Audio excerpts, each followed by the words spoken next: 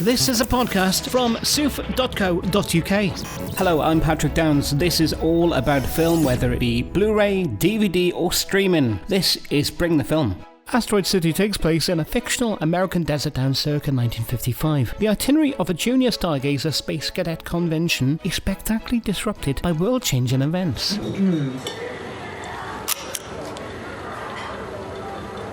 You took a picture of me. Uh-huh. Why? I'm a photographer. You didn't ask permission. I never ask permission. Why not? Because I work in trenches, battlefields, and combat zones. Really? Uh-huh. You mean you're a war photographer? Mostly. Sometimes I cover sporting events. My name is Augie Steenbeck. Mm-hmm. What are you going to do with it? That picture. Well, if it's any good, I guess I'll try to sell it to a magazine, now that you mention it. Midge Campbell, eating a waffle. Directed by Wes Anderson, starring Jason Schwartzman, Scarlett Johansson, Tom Hanks, Jeffrey Wright, Tilda Swinton, Bryan, Cranston, Edward Norton, and many others. Our correspondent Anna Smith caught up with Scarlett Johansson, Jason Schwartzman, and Jake Ryan, and asked Jake about the importance of portraying intelligent young minds on screen. It's very important because all these kids, like Woodrow, he's way smarter than I'll ever be. He's very lonely because of it. And after meeting all of the stargazers, it's like finding people in your tribe, you know? It's like finally meeting your peers. Like now there's so much more to life now that you've met them, you know? Scarlett, I love how this explores the craft of acting. What to you rang true about the script in that respect? I think that the script really is a celebration of a troupe of actors and how when you're working with, you know, either another actor or a group of actors and you're connected, you're working from the same idea and interpreting it in your own way, you really, you know, everybody's performance is elevated. And that was actually true. I think that's true of also the Wes's set. You're so impressed by the person that you're working with or the group of people that you're working with that you want to participate at that level too. You know, everything is heightened. And yesterday when I was watching the film here, it was so touching how much support you see on screen, how much the actors are all supporting one another and connected to each other. You know, I think that's something that also is very exciting for Wes. And his affection for that, this film is a result, I think, of his affection for that process. Jason, when Wes calls, do you always say yes immediately? Is it a no-brainer? When he calls me? You call him, right? When he calls when he calls me, do I say yes? Yeah, in terms of the collaborations that you have together. Wes he's one of I could say three people maybe that I've known for more than 20-something years that's not like a family member. We've been through so many things together and formative experiences in each other's lives. One thing that was an instant thing with Wes when I met him, I was 17, he was 27. I felt connected to him because he would tell me about movies he was interested in. We talked about music. There was an enthusiasm for art, and I feel like I learn about something through him or I see a movie through it. And it's that dynamic, that's one of the most fun things about knowing him, is to see what he's into, where his mind and heart are going. As a friend and as a collaborator, you know what I'm saying? So when he calls, it could be calling for anything. You say yes because you want to know where your friend is at.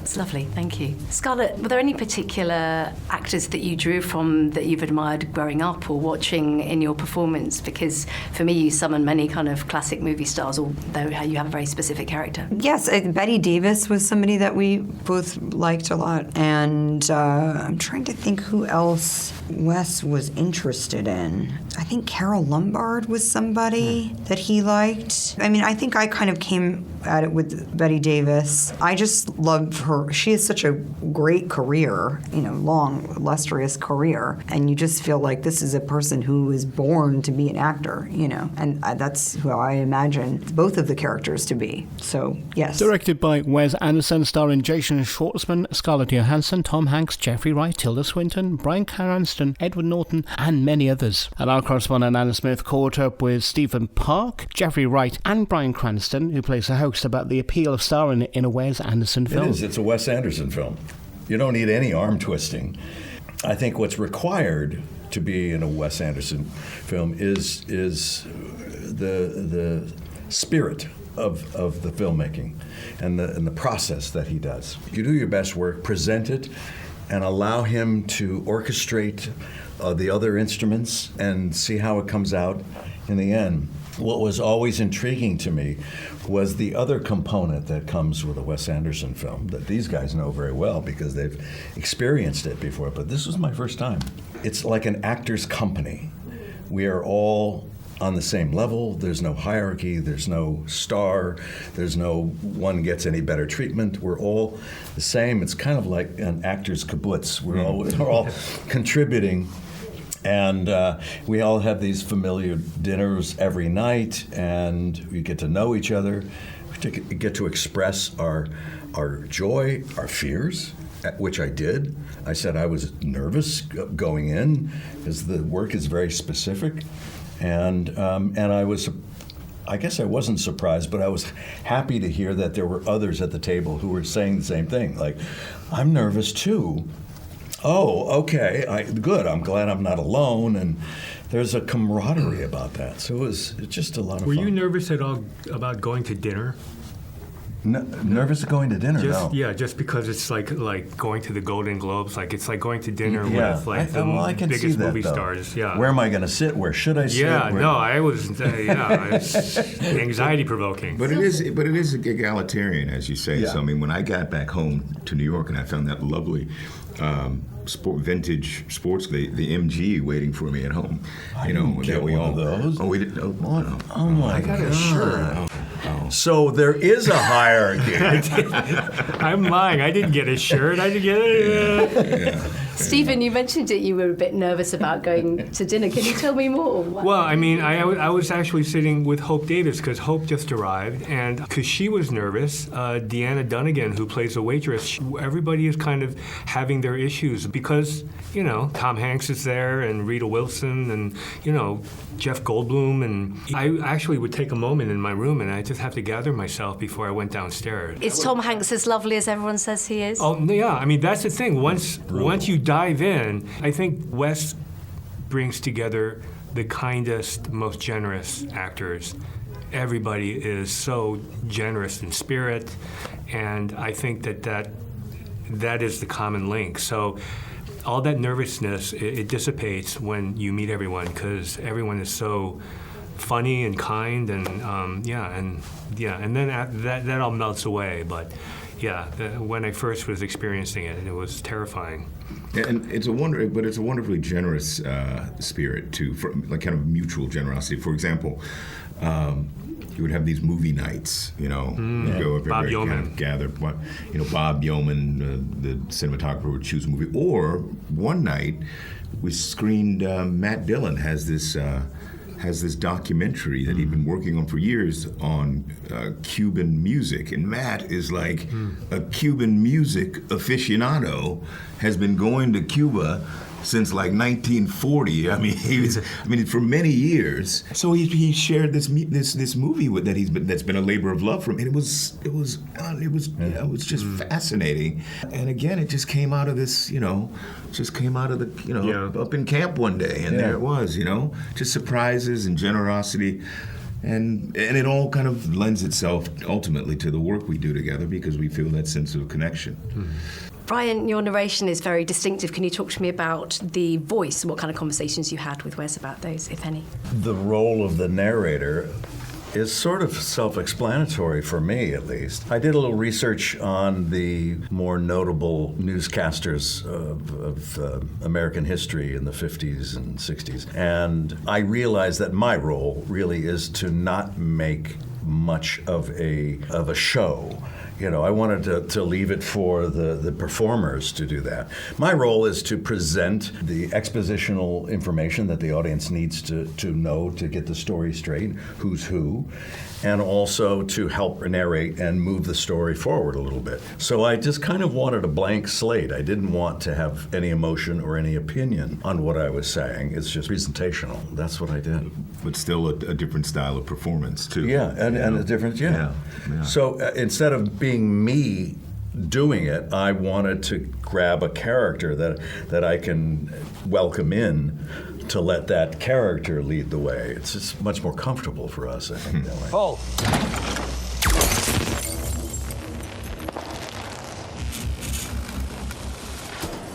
How long can they keep us in Asteroid City? Legally, I mean.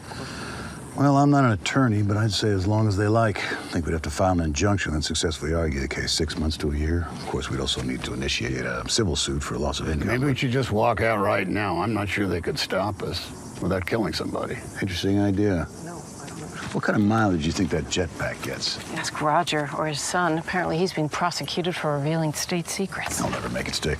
I'm in no hurry. I like the desert. I like aliens. Whoa! How'd you get that back? The projects remain under secure lockdown. No stargazers permitted personal access without the express My permission. son invented this death ray. That may be true, but my Step orders back. are... Easy, fellas. We're not in Guadalcanal anymore. Okay, everyone, please. We're in a difficult quarantine. I'll stop you right now! God damn it, tell him to stand down! Stand down! You hear that? General Gibson says stand down. You married?